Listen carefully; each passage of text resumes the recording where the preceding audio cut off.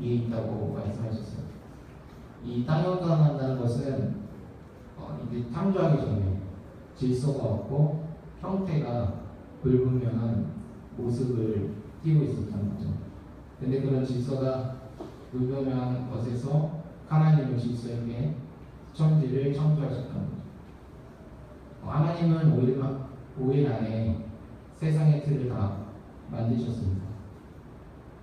첫째 날부터 다섯째 날까지 지으신 가정들을 성경에서 보면 알 수 있듯이요, 질서에 어긋난 것 없이 순서에 맞춰 지어졌다는 것을 알 수 있어요.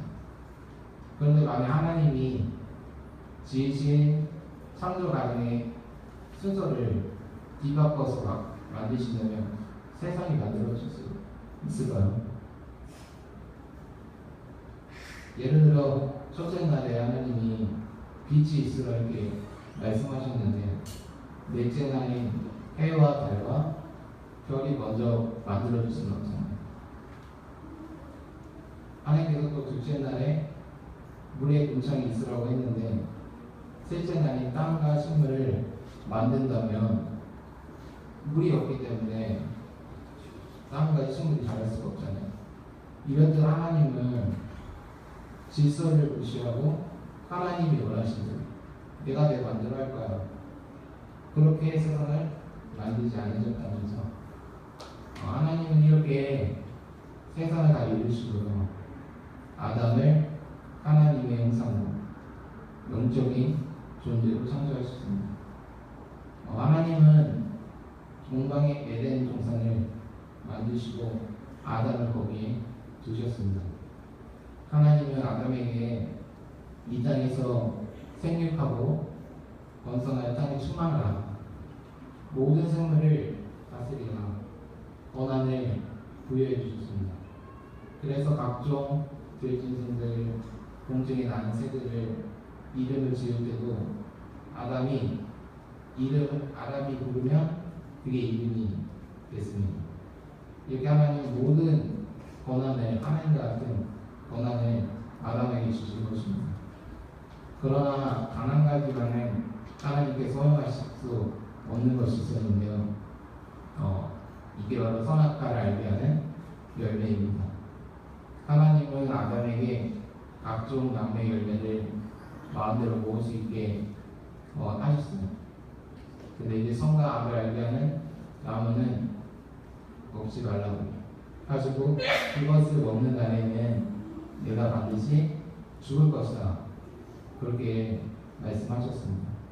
그래서 오늘 본문 말씀에서 창세기 2장 16절 17절에 보면 여호와 하나님이 그 사람에게 명하여 이르시되 동산 각종 나무의 열매는 내가 이미 먹되 선을 알게 하는 나무의 열매는 먹지 말라, 내가 먹는 날에는 반드시 죽으리라 하십니다.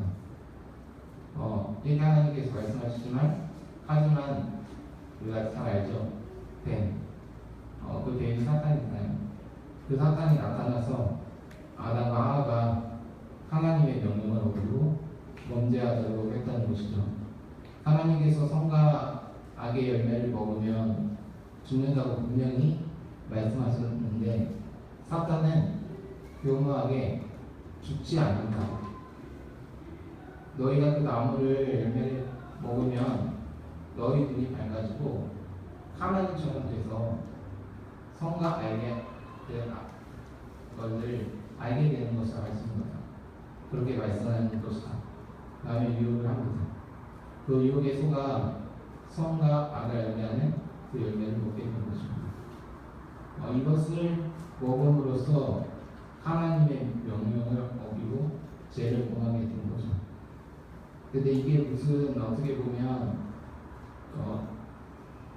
그 열매를 먹을 수 있는 거 아닌가? 이게 단순하게 생각할 수 있을 수 있는데요, 그게 큰 죄를 범한 것이더군요. 이것은 내가 하나님이 되고 싶다는 마음에서 이 선악과를 먹으면 내가 하나님이 될 수 있는 거예요. 그러니까 이것이 하나님 앞에는 불순종으로 죄가 되는 것이었습니다. 그래서 하나님 이것을 먹으면 죽는다고 하신 것은 단순히 그 자리에 바로 육체적인 죽음으로 끝나는 것을 말하는 게 아닙니다.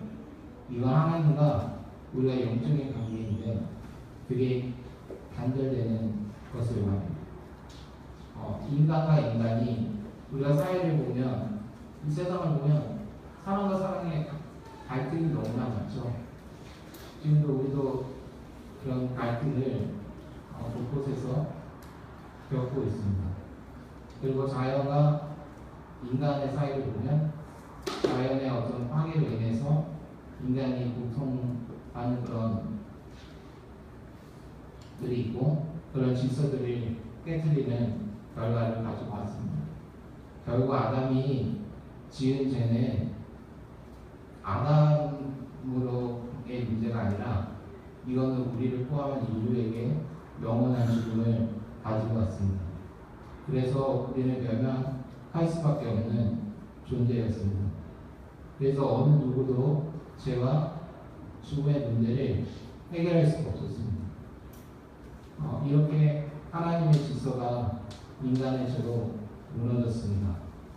하지만 하나님은 그 무너진 질서를 회복하기 위해 예수님을 이 세상에 보내셨고 그 어느 누구도 해결할 수 없었던 죄와 죽음의 문제를 해결하셨습니다.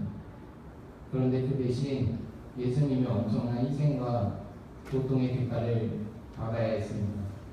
그게 바로 예수님이 십자가에서 피 흘려 죽어야 했습니다. 우리 사람은요 예수님의 죽으심과 부활하심으로 구원을 받았습니다. 우리를 사랑하시는 이 하나님의 놀라운 계획과 예수님의 놀라운 사랑과 성령님의 일하심에 그 역사하심에 감사하며 우리는 살아가야 할 것입니다.